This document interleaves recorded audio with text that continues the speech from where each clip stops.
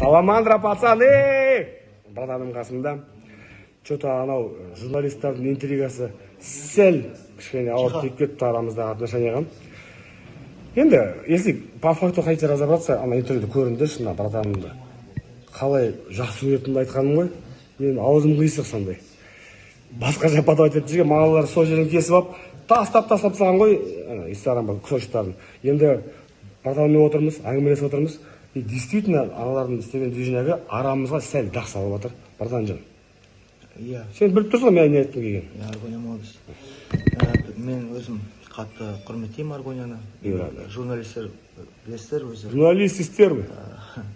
Олар адам ғой. Ең басымен Алла адамға өзі уақыт береді, жас береді ғой. Сол кезде мен өмір сүре беремін, Аллаға шүкір. Бірақ осы қанша мен өмір сүріп келе жатырмын, менің қасыма келіп, өздерінің рөлдерін адамдар ойнап кетіп жатыр, көбісі. Неше түрлі адам келді ғой, өздерінің рөлдерін ойнап кете береді. Ал мен өмір сүре беремін, Аллаға шүкір.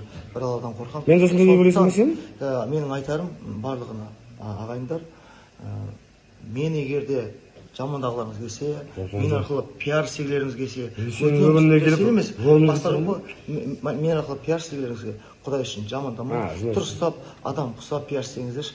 Мен білемін, миллиардерлер болсын, кімдер болсын, байлар болсын, бәрі тек через меня реклама істегісі. Менің мамасының баласы. Менің мамасының баласы дейді, әрине мен анамның баласы. Сен де анаңнан туған баласың, ал анаң өліп қалды. Астағфируллах, не боласың? Бәріміз анадан туғанбыз, сондықтан мен анамның баласы болғанда мен қуанамын, мен мәзбін. Сондықтан ағайындар, саған кім жаман нәрсе айтпасын, ты легенда.